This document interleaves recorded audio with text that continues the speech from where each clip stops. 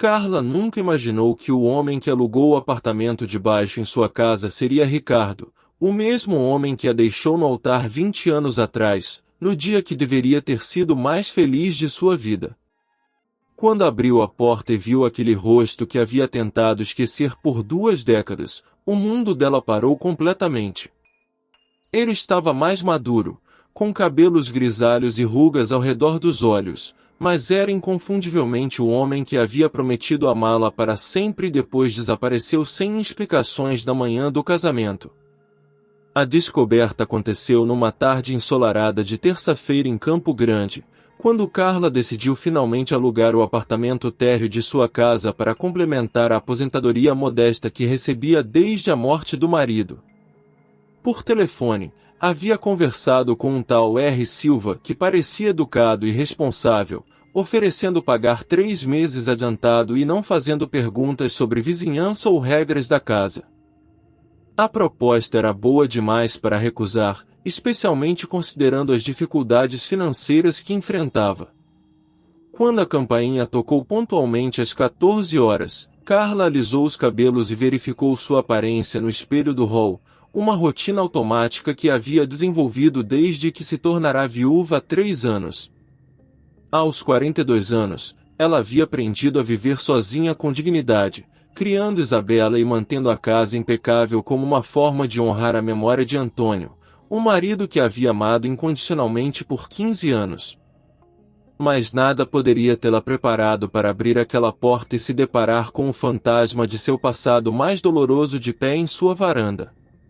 Ricardo estava ali, 20 anos mais velho, carregando uma mala pequena e alguns documentos, olhando para ela com a mesma expressão de surpresa absoluta que ela sentia.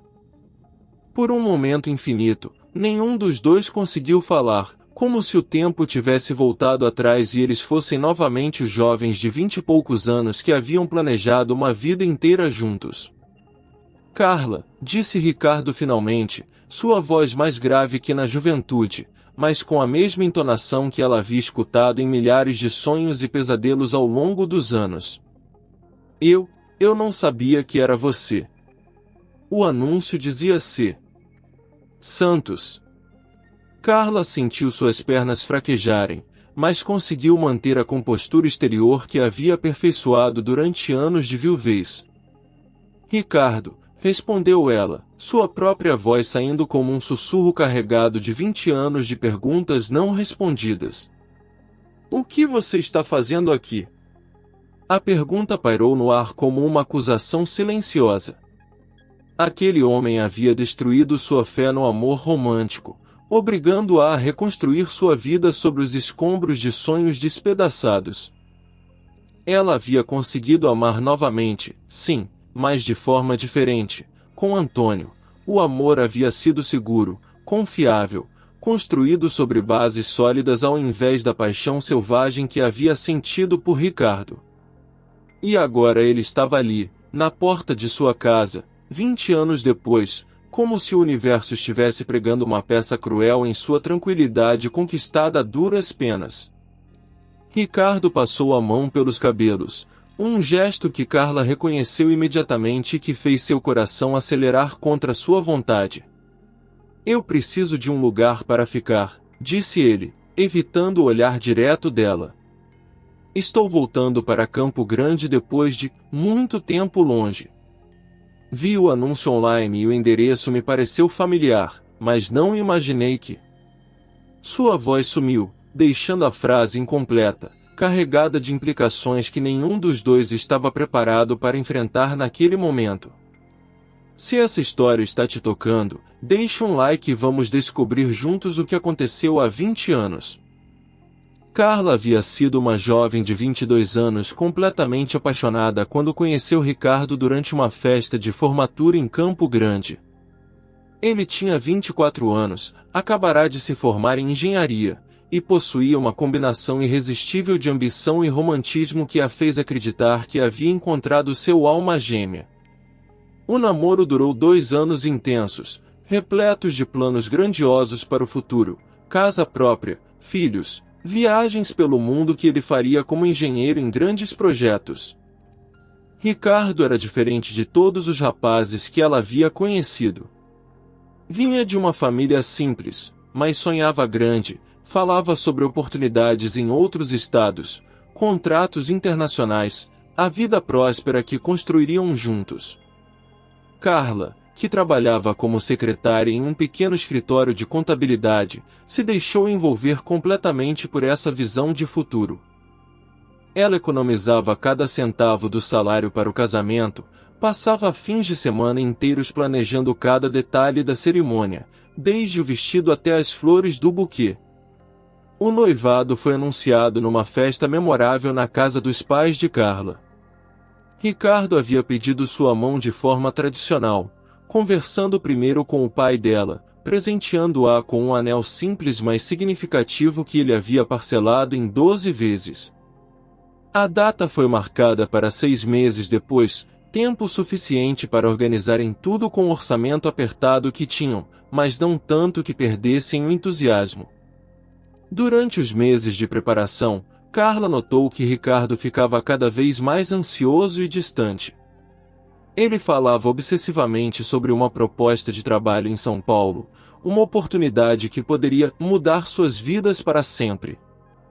Quando ela sugeria que poderiam se mudar após o casamento, ele se tornava evasivo, dizendo que precisava resolver algumas coisas primeiro ou que não era tão simples assim.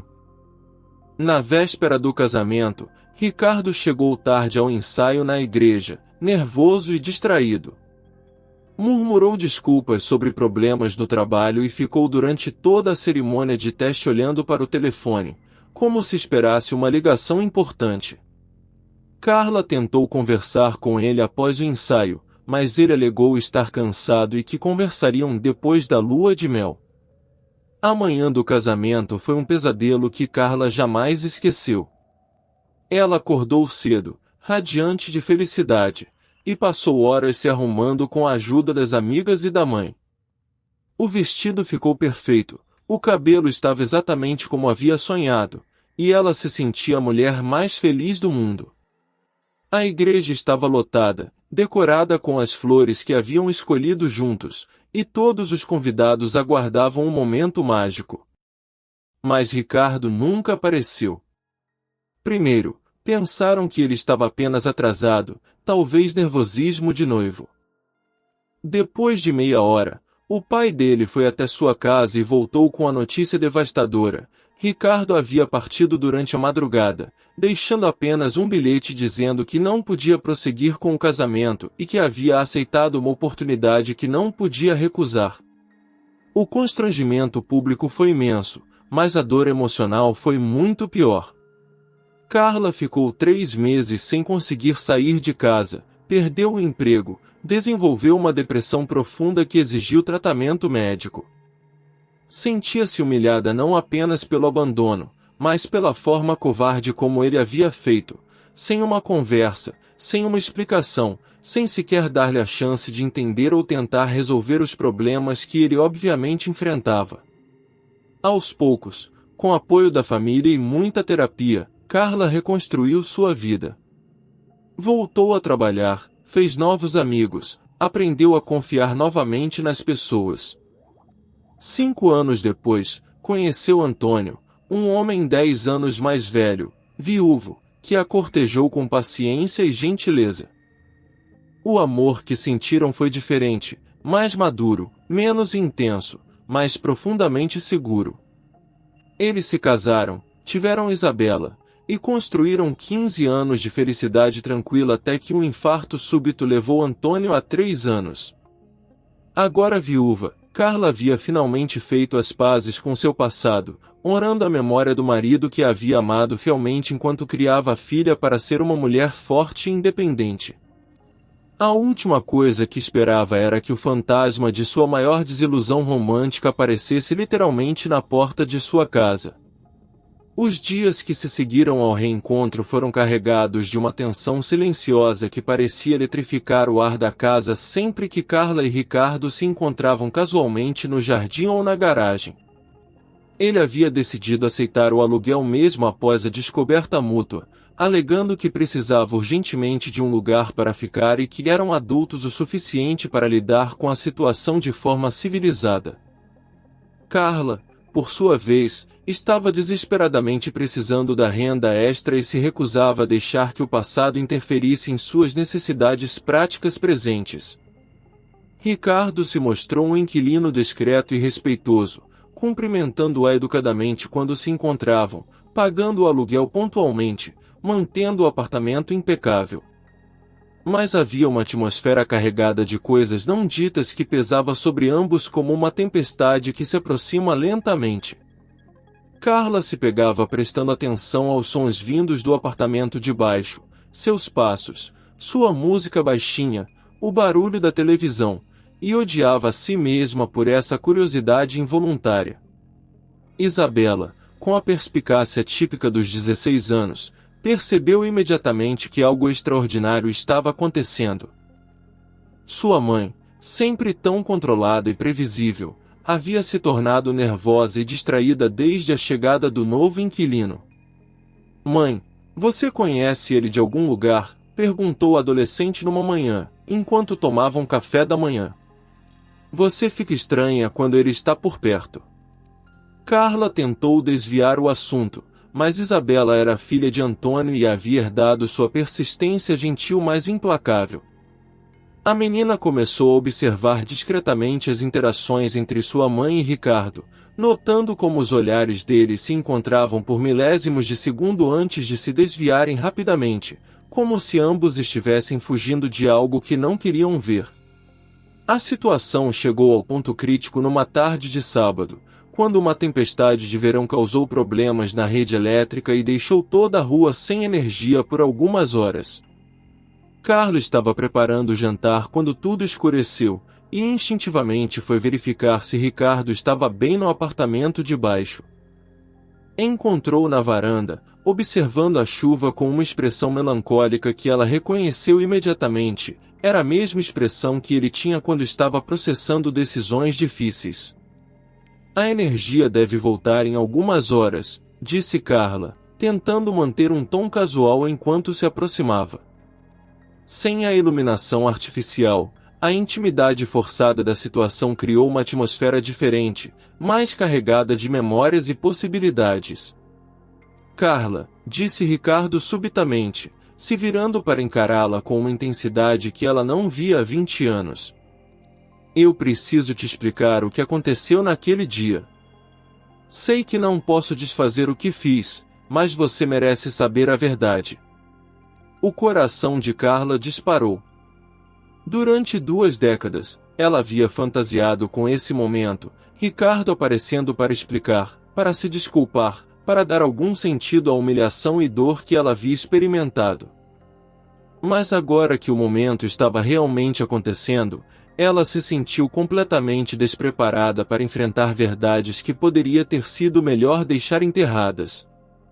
"Não precisa", disse ela rapidamente, dando um passo para trás. "Isso foi há muito tempo. Eu superei. Tive uma vida boa com Antônio, criei minha filha, estou bem." Mas Ricardo não recuou. "Você não entende", disse ele, sua voz carregada de uma urgência desesperada. "Eu não te abandonei porque não te amava. Eu te abandonei porque te amava demais para arrastar você comigo." As palavras atingiram Carla como um raio. Ela havia construído sua narrativa pessoal sobre aquele abandono. Ricardo era jovem, imaturo, havia encontrado algo melhor, não estava pronto para o casamento. Mas a ideia de que ele havia partido por amor, não por falta dele, desafiava completamente a forma como ela havia processado aquele trauma durante 20 anos. "O que isso significa?", perguntou ela, sua voz saindo como um sussurro enquanto a chuva intensificava ao redor deles, criando uma cortina de água que os isolava do resto do mundo. Ricardo passou a mão pelos cabelos, o mesmo gesto nervoso que ela lembrava da juventude, e respirou fundo. "Meu pai estava devendo para agiotas. Muito dinheiro. Eles me procuraram 2 dias antes do casamento e disseram que se eu não sumisse da cidade imediatamente, iam machucá-la para me forçar a pagar a dívida dele. A revelação caiu sobre Carla como uma bomba. Durante 20 anos, ela havia acreditado que Ricardo a havia abandonado por covardia ou egoísmo, quando na verdade ele havia partido para protegê-la de uma ameaça que ela nem sabia que existia. Inscreva-se no canal para mais histórias como essa. A revelação de Ricardo deixou Carla num estado de choque que ela lutava para processar. 20 anos de raiva, mágoa e questionamentos sobre seu próprio valor como mulher começaram a desmoronar diante de uma verdade que reescrevia completamente a narrativa de sua vida. Ela se segurou na grade da varanda, as pernas tremendo enquanto tentava assimilar que o homem que havia odiado por 2 décadas na verdade havia sacrificado seu próprio futuro para protegê-la. Você poderia ter me contado, disse Carla finalmente, sua voz oscilando entre alívio e nova raiva. Poderia ter me dado a chance de decidir junto com você o que fazer. Ao invés disso, você me deixou pensando que eu não era suficiente, que havia algo errado comigo. Ricardo se aproximou um passo, seus olhos castanhos brilhando com lágrimas contidas. Você não entende como esses homens eram perigosos. Eles mostraram fotos suas saindo do trabalho, conheciam sua rotina, sabiam onde seus pais moravam. Disseram que se eu não desaparecesse em 48 horas, fariam você pagar pelo que meu pai devia. Não era apenas dinheiro, era sua segurança, sua vida. A explicação trouxe uma compreensão dolorosa, mas também revelou a dimensão da decisão unilateral que Ricardo havia tomado. Ele havia escolhido protegê-la, sim, mas também havia escolhido por ela, decidindo que seria melhor destruir seu coração do que arriscar sua segurança física. Era nobre e egoísta ao mesmo tempo, um ato de amor que também demonstrava uma falta de confiança em sua capacidade de enfrentar a verdade. E depois, perguntou Carla, sua curiosidade superando a dor. O que aconteceu com você todos esses anos?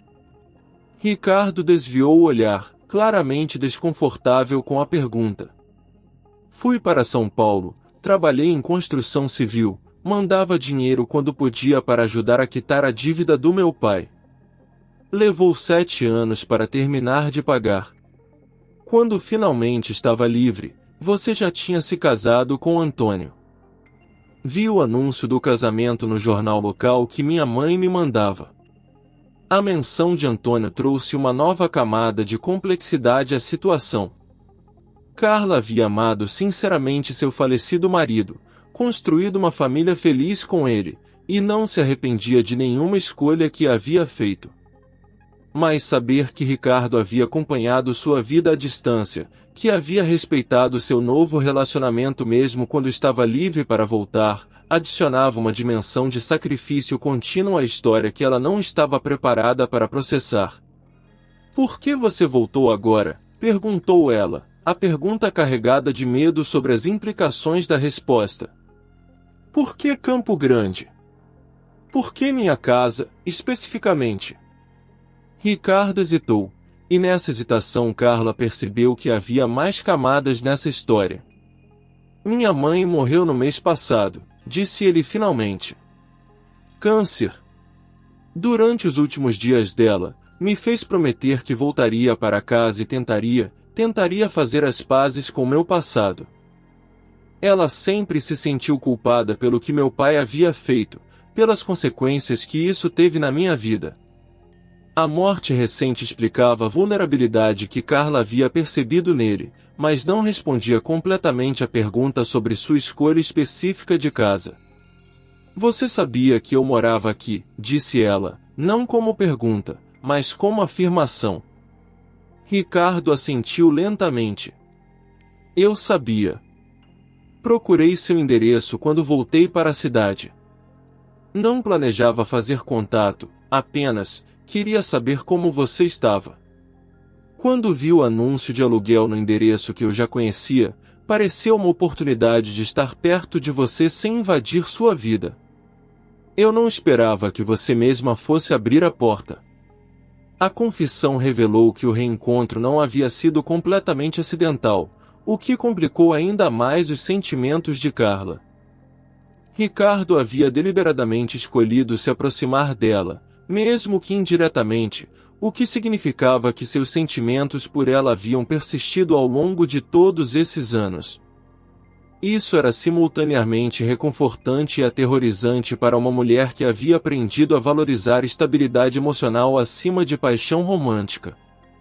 Nesse momento, Isabela apareceu na varanda superior, olhando para baixo com curiosidade mal disfarçada. Mãe, está tudo bem? A energia voltou aqui em cima. A interrupção quebrou a bolha de intimidade que havia se formado entre Carla e Ricardo, trazendo-os de volta à realidade de suas vidas atuais. Carla era mãe, era viúva respeitada na comunidade, tinha responsabilidades e uma filha adolescente que dependia de sua estabilidade emocional. Não podia simplesmente se deixar levar por revelações românticas do passado, por mais esclarecedoras que fossem. A presença de Isabela na varanda superior criou um momento de tensão absoluta que forçou Carla a confrontar a realidade de sua situação. Sua filha estava observando-a conversar intensamente com um homem que claramente não era apenas um inquilino comum, e a inteligência adolescente da menina já havia captado que havia muito mais acontecendo do que simples cortesia entre proprietária e locatário. Já vou subir, querida, disse Carla, tentando manter a voz controlada enquanto sentia que estava parada no limite entre duas vidas completamente diferentes. De um lado, sua existência atual como viúva responsável e mãe dedicada, do outro, a possibilidade aterrorizante de reabrir feridas emocionais que havia levado anos para cicatrizar. Isabela hesitou por um momento, claramente percebendo a tensão no ar, antes de voltar para dentro. Mas sua presença havia quebrado o encantamento da conversa, forçando Carla a lembrar que suas decisões não afetavam apenas a ela mesma. Qualquer escolha que fizesse sobre Ricardo impactaria diretamente a vida de sua filha, que já havia perdido o pai e dependia da estabilidade emocional da mãe para se sentir segura. Ela é bonita, disse Ricardo suavemente, observando a janela por onde Isabela havia desaparecido. Parece com você na mesma idade. O comentário atingiu Carla de forma inesperada. Isabela realmente se parecia com ela jovem, a mesma curiosidade, a mesma intensidade emocional, a mesma tendência a se apaixonar completamente pelas pessoas e situações. A ideia de que sua filha pudesse um dia passar pela mesma dor que ela havia experimentado fez seu coração se contrair de proteção maternal. Ricardo, disse Carla, se virando para encará-lo com uma determinação que surpreendeu até mesmo a ela mesma. Eu entendo por que você fez o que fez há 20 anos. Posso até perdoar, com o tempo. Mas isso não muda o fato de que você destruiu minha capacidade de confiar nas pessoas.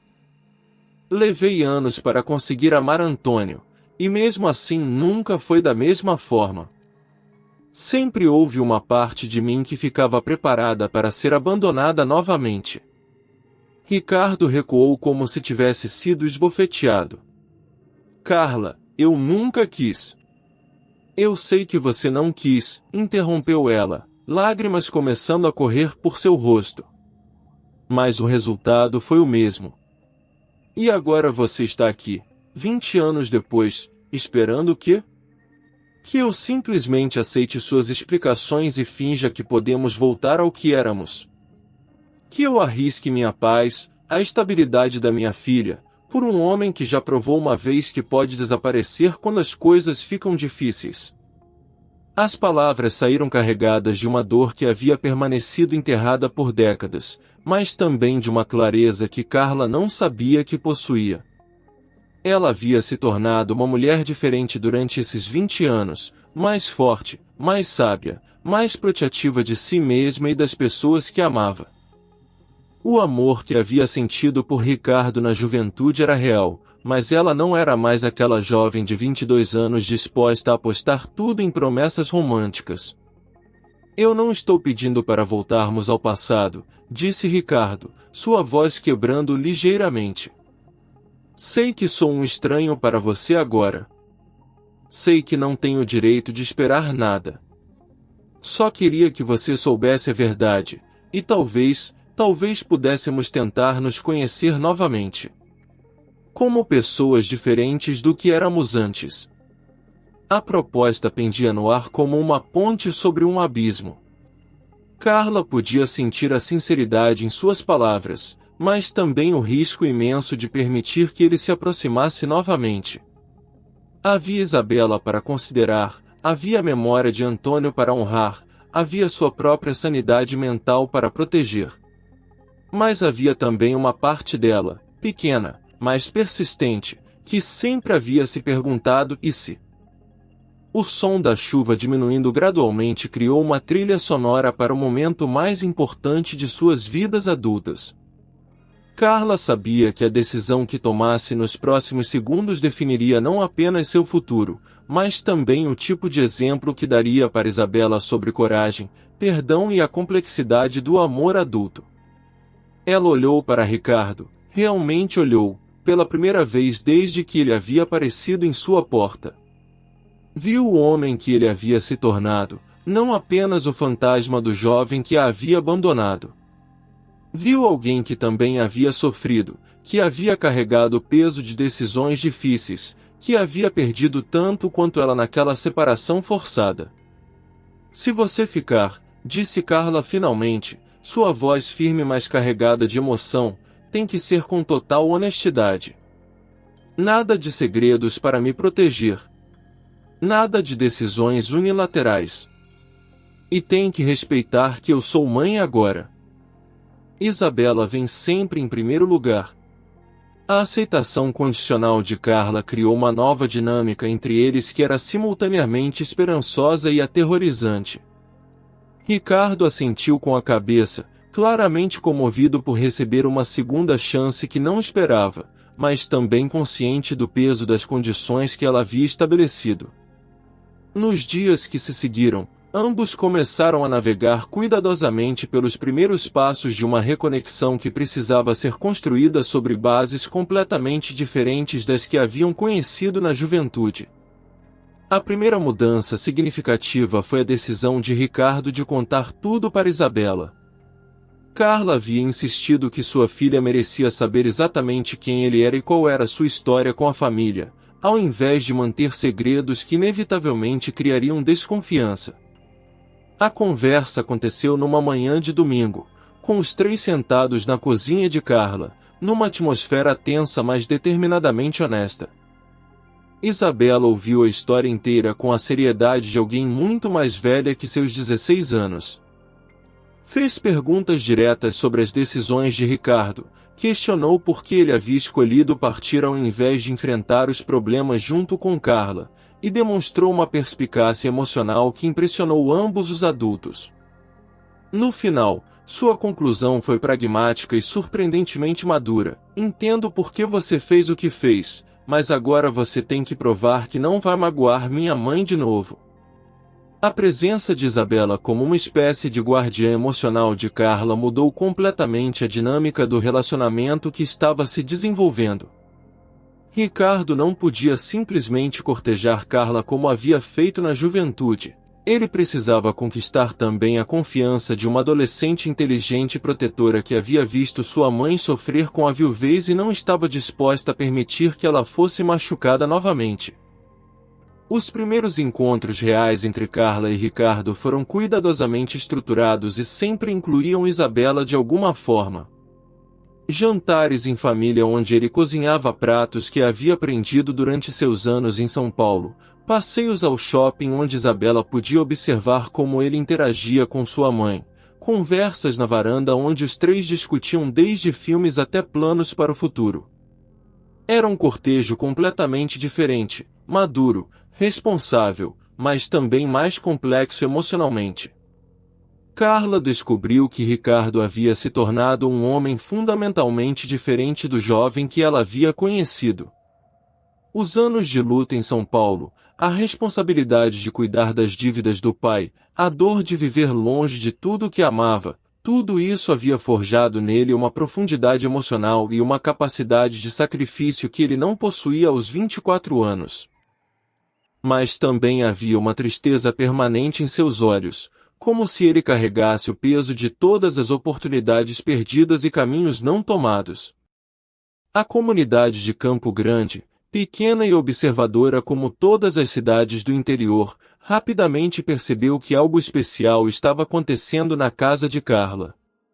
Vizinhos comentavam sobre o inquilino educado que ajudava com consertos e jardinagem, que cumprimentava todos com gentileza e parecia genuinamente interessado em se integrar à comunidade. Alguns dos amigos mais próximos de Carla começaram a fazer perguntas discretas sobre seus planos para o futuro. O maior desafio veio quando Carla precisou confrontar seus próprios sentimentos em relação à memória de Antônio. Seu falecido marido havia sido um homem bom que a havia amado incondicionalmente, e ela sentia que qualquer novo relacionamento seria uma traição à memória dele. Ricardo, demonstrando a maturidade que havia desenvolvido, sugeriu que visitassem juntos o túmulo de Antônio, para que Carla pudesse apresentá-lo e encontrar uma forma de honrar o passado enquanto abraçava o futuro. A visita ao cemitério foi profundamente emocional.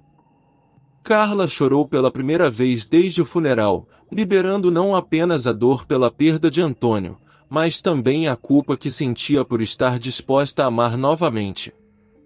Ricardo permaneceu respeitosamente em silêncio, permitindo que ela processasse seus sentimentos sem pressa ou pressão.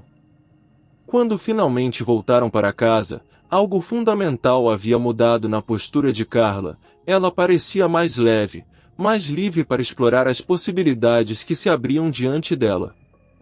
Isabela, observando essas mudanças em sua mãe, começou a desenvolver uma relação própria com Ricardo. Descobriu que ele era excepcional em matemática e podia ajudá-la com os estudos, que tinha histórias interessantes sobre suas viagens, e que genuinamente se importava com seus sonhos e aspirações. Gradualmente, sua desconfiança inicial se transformou em aceitação cautelosa e depois em afeição real. Compartilha se você conhece histórias assim. 6 meses após aquela tarde de tempestade que mudou tudo, Carla e Ricardo finalmente tiveram a conversa mais profunda e definitiva sobre seu futuro juntos.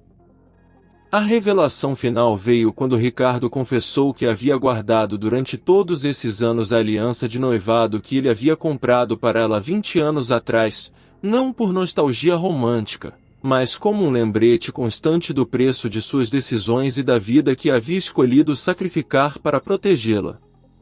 Eu nunca consegui me livrar dela, disse Ricardo, mostrando a pequena caixa de veludo que havia carregado por 2 décadas. Toda vez que olhava para ela, lembrava do que eu havia perdido, mas também do porquê havia perdido. Era meu jeito de honrar você, mesmo de longe, mesmo sabendo que nunca mais poderia oferecê-la. Carla ficou em silêncio por um longo momento, observando a aliança que deveria ter usado por 20 anos, mas que agora representava algo completamente diferente do que havia significado na juventude. Não era mais um símbolo de promessas românticas ingênuas, mas de amor maduro, testado pelo tempo e pelas circunstâncias mais difíceis possíveis. Não quero essa aliança, disse Carla finalmente, surpreendendo Ricardo com sua resposta direta. Ela representa quem éramos antes, e nós não somos mais essas pessoas. Se vamos construir algo juntos, tem que ser algo novo, baseado em quem nos tornamos, não em quem éramos. A rejeição da aliança antiga foi, paradoxalmente, a aceitação definitiva do relacionamento novo. Ricardo entendeu imediatamente o que ela estava dizendo, que estava disposta a tentar novamente, mas apenas se pudessem criar uma história completamente nova, livre dos fantasmas e expectativas do passado. Eles decidiram fazer as coisas de forma diferente desta vez. Ao invés de noivado e casamento tradicional, optaram por uma união estável que respeitasse tanto a memória de Antônio quanto a necessidade de Isabela de se adaptar gradualmente à nova dinâmica familiar. Ricardo se mudou do apartamento térreo para o andar principal da casa, mas manteve seu próprio espaço e independência, criando uma família misturada que funcionava mais como parceria de vida do que como romance tradicional. A transformação mais notável aconteceu em Isabela, que floresceu com a presença de uma figura paterna em sua vida. Ricardo não tentou substituir Antônio, ao contrário, ele frequentemente contava histórias sobre o pai que ela havia perdido, ajudando-a a manter viva a memória do homem que a havia criado. Mas ele também ofereceu algo novo: orientação masculina, apoio acadêmico, e principalmente, o exemplo de um homem que havia aprendido com seus erros e se tornado uma pessoa melhor através das dificuldades. Carla descobriu que amar novamente aos 42 anos era profundamente diferente de amar aos 22. O amor maduro era menos intenso, mas mais sustentável, menos dramático, mas mais profundo, menos focado em grandes gestos românticos e mais baseado em companheirismo diário, respeito mútuo e construção conjunta de objetivos práticos. Ela e Ricardo se apoiavam nas tarefas domésticas, planejavam juntos o futuro de Isabela, e criaram rotinas que honravam tanto suas individualidades quanto sua parceria. Ricardo se estabeleceu em Campo Grande como consultor em engenharia, utilizando sua experiência de São Paulo para ajudar empresas locais com projetos de infraestrutura. Sua reputação profissional cresceu rapidamente, e ele se tornou uma figura respeitada na comunidade, conhecido não apenas como o companheiro de Carla, mas como um profissional competente e um vizinho prestativo que havia genuinamente se radicado na cidade. A maior surpresa veio quando Carla descobriu que estava grávida aos 43 anos. A gravidez não havia sido planejada, mas foi recebida com alegria por toda a família. Isabela, inicialmente chocada com a ideia de ter um irmão ou irmã tão mais novo, rapidamente se empolgou com a perspectiva de ajudar a criar a criança. Ricardo, por sua vez, se sentiu profundamente abençoado por ter a oportunidade de ser pai pela primeira vez aos 45 anos. O nascimento de Pedro trouxe uma dimensão completamente nova para a família reconstruída. Carla experimentou a maternidade de uma forma totalmente diferente, mais relaxada, mais confiante, apoiada por um companheiro presente e por uma filha adolescente que se transformou numa segunda mãe para o bebê. Ricardo se revelou um pai dedicado e carinhoso, determinado a não perder nenhum momento importante da vida do filho. A comunidade de Campo Grande abraçou completamente a história de Carla e Ricardo. Sua trajetória de separação, crescimento individual e reencontro maduro se tornou uma espécie de lenda local sobre segundas chances e a possibilidade de reconstruir a vida mesmo após décadas de separação. Outros casais da cidade passaram a procurá-los para conselhos sobre relacionamentos, e eles se tornaram inadvertidamente modelos de como o amor pode evoluir e se fortalecer através das adversidades. 5 anos após o reencontro, Carla e Ricardo finalmente se casaram numa cerimônia simples na mesma igreja onde ela havia sido deixada no altar 25 anos antes. Isabela, agora com 21 anos e estudando medicina, foi sua madrinha. Pedro, aos 2 anos, foi o pajem mais adorável que a cidade já havia visto. A cerimônia foi uma celebração não apenas do amor entre Carla e Ricardo, mas da família extraordinária que eles haviam construído juntos.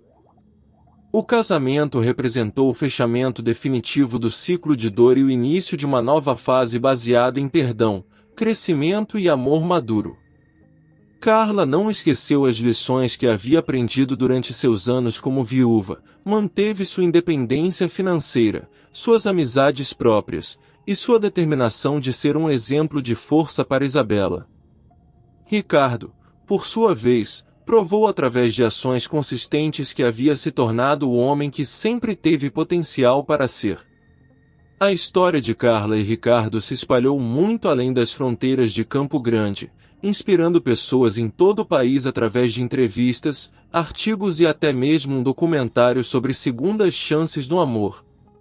Sua trajetória demonstrou que é possível reconstruir relacionamentos após décadas de separação, desde que ambas as pessoas tenham crescido emocionalmente e estejam dispostas a criar algo completamente novo ao invés de tentar recriar o passado. Isabela se formou em medicina aos 26 anos, especializando-se em psiquiatria com foco em terapia familiar. Sua tese de doutorado foi sobre dinâmicas de reconstrução familiar em segundos relacionamentos, inspirada diretamente na experiência de sua própria família. Ela frequentemente acreditava a maturidade emocional que demonstrava desde jovem ao exemplo que Carla e Ricardo haviam dado sobre como processar dor, perdão e crescimento pessoal. Pedro cresceu num ambiente familiar único, sendo criado por pais maduros que haviam aprendido através de experiências difíceis a valorizar cada momento em família. Aos 10 anos, ele já demonstrava uma sabedoria emocional excepcional, sendo frequentemente procurado por colegas de escola que enfrentavam problemas familiares. Carla e Ricardo criaram nele uma compreensão profunda sobre a complexidade dos relacionamentos humanos e a importância da comunicação honesta. O impacto profissional de Ricardo em Campo Grande foi transformador. Seus projetos de engenharia modernizaram a infraestrutura da cidade, mas seu maior legado foi o programa de mentoria que criou para jovens engenheiros locais. Muitos desses profissionais posteriormente acreditaram seu sucesso aos ensinamentos de Ricardo sobre perseverança, responsabilidade e a importância de tomar decisões baseadas em valores sólidos ao invés de conveniência momentânea. Carla se tornou uma defensora respeitada dos direitos das viúvas, criando grupos de apoio que ajudavam mulheres recém-viúvas a reconstruir suas vidas e identidades.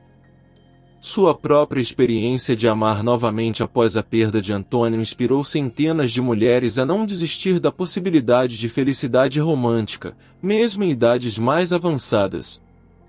Ela frequentemente enfatizava que honrar a memória de um cônjuge falecido não significava fechar-se para novas possibilidades de amor.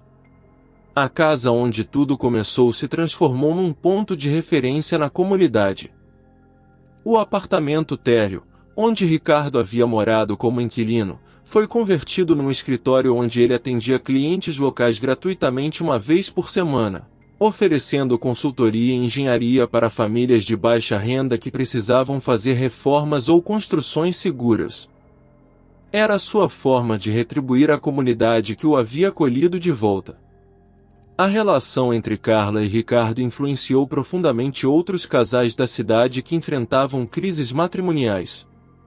Muitos procuravam aconselhamento informal com eles, aprendendo sobre a importância da comunicação honesta, do perdão genuíno e da disposição para crescer juntos. Eles sempre enfatizavam que seu sucesso não havia sido baseado em romantismo, mas em trabalho árduo, terapia e compromisso mútuo com o crescimento pessoal. O legado mais duradouro foi o exemplo que deram sobre diferentes tipos de família. Pedro cresceu sabendo que Antônio era seu pai do coração, mesmo tendo morrido antes de seu nascimento, que Isabela era sua irmã de criação que o amava incondicionalmente, e que famílias podem ser construídas de formas não tradicionais sem perder força ou amor.